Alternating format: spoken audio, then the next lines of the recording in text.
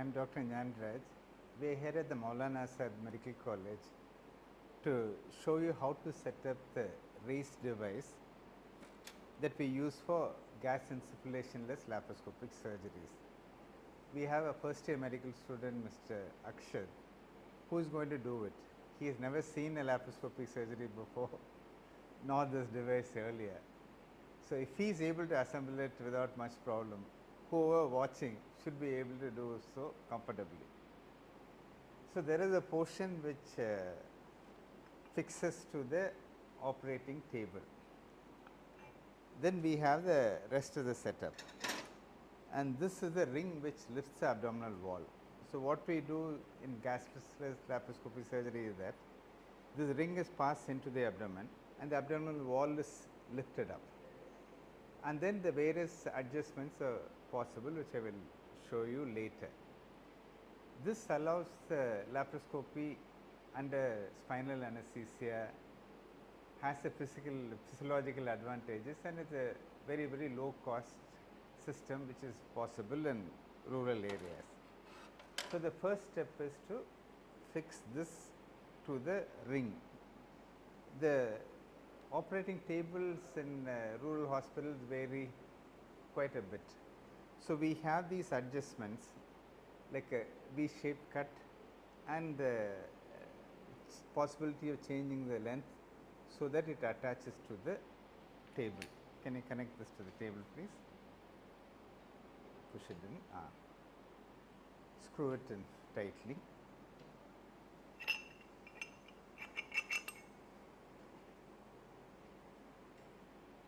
As tight as possible, because this is what gives the strength.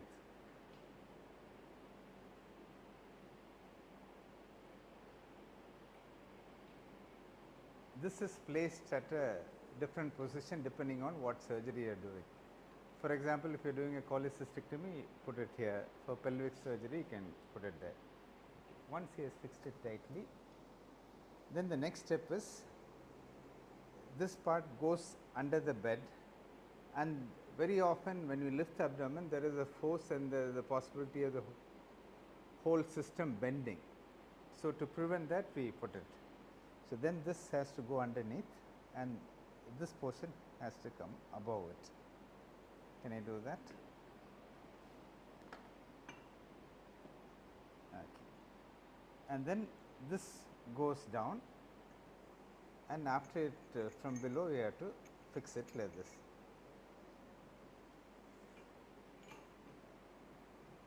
Yeah. Okay.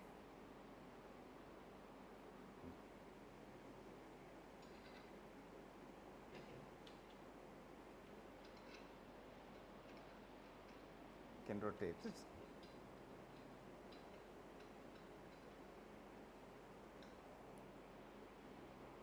Okay. This, even if it does not rotate right up to the top, it does not matter, because now its basic idea is that it prevents the whole system from rotating like this. See, this has to be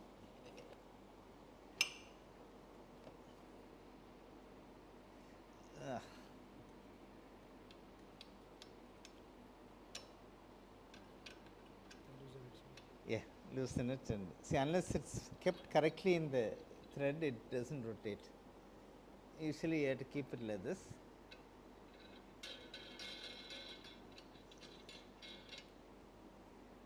Okay. If it is placed correctly in the thread, it rotates easily. If there is an angulation, it does not rotate. Okay. Then we have two portions. There is a vertical arm and the horizontal arm. And can you see some numbering here?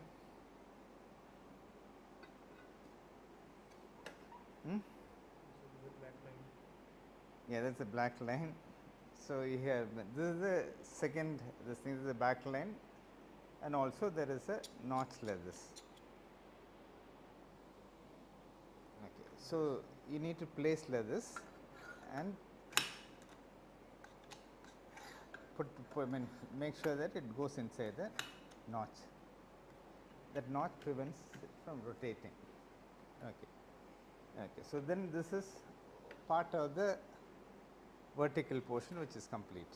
Okay. Then there is, can you see the numbering there? See, there is 2, then this is 3. Okay. So, and these click locks which you can take it out, and then once you release it goes into the slots to this thing. Can you see the various holes here? Yes, sir. Okay. So, this comes in this direction, and then depending on the height where you want, you can put it. Yes, sir. Okay, put it.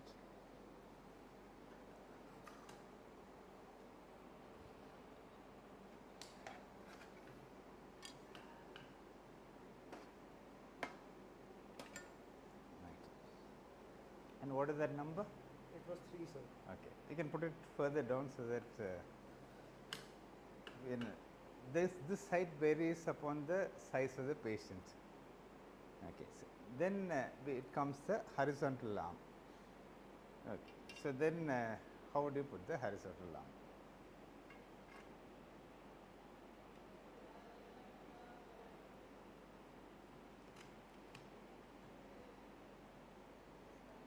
Okay, so take it out. No, cannot take it.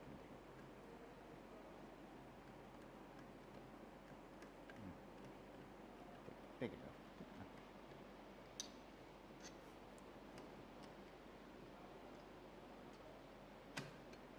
Okay, so it can either go in this way or this way. So how will you decide which way to put? This way or this way? We'll keep the screw top upside. Okay, so general simple thing is you can see the thing. If it is you don't want to read it upside down, so what you put originally is the correct one. So you put that, and this is to keep this in position. So this is R4, this is part 5. Initially you don't tighten all these things so that you can make the final adjustments. See, this is for moving. So then the next, so this how do you think will go in? Have a look at it and So I think no. This is a thing which is sort of telescopes inside. It goes inside here. Okay. These have to be sort of loose. So can you see 2 marks here? Is there any lines there? yes, sir. So then just push it in there.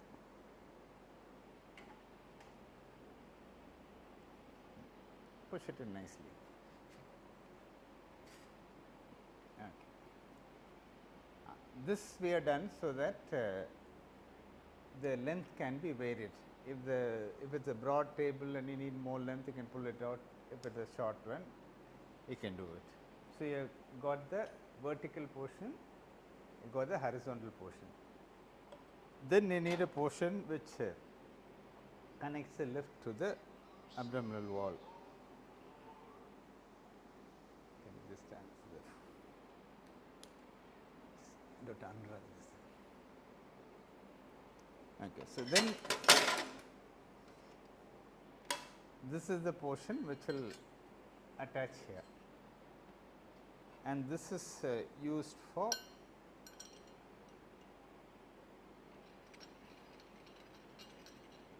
so as you screw it in, it keeps going up. Okay. Now can you tell me how you will put connect this to there?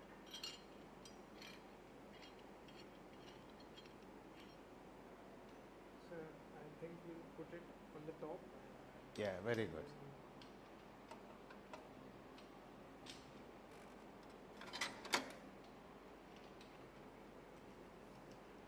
No, first you. Okay. Yeah, fine. Let it keep coming. You can push it and then pull it also, it's easier.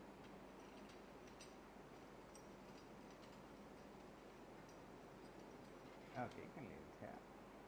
And then this is another screw which will sort of to fix it after the ring is fixed in position. So if you completely screw it in, it won't move. And this is not a plain circle, it has ratchets, so that if you want to lift it, you can lift it in position also. And then once you have fixed it, then you can keep rotating so that the abdominal wall is lifted up. Thank you. And then these screws are there to once to fix these things. One goes here and the other one there.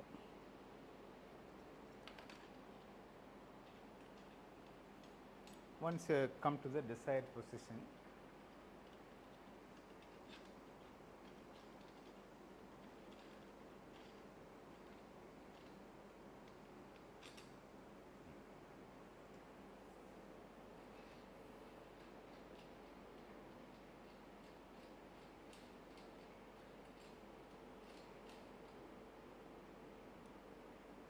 okay. So this is the final setup, but then it takes time to set it up. So one way, and this is the unsterile portion which stays with the. So what we generally do is fit this, I mean except the ring. So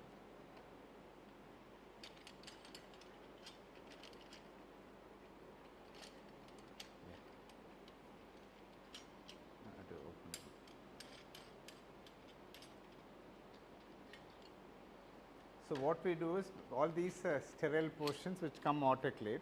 So we fix it like this on the sterile table. Then once the patient is cleaned and draped, then bring it and fix it. And then these are initially kept loose. So once you lift the abdominal wall and put it in the final position, then all of them are clicked in position. Thank you.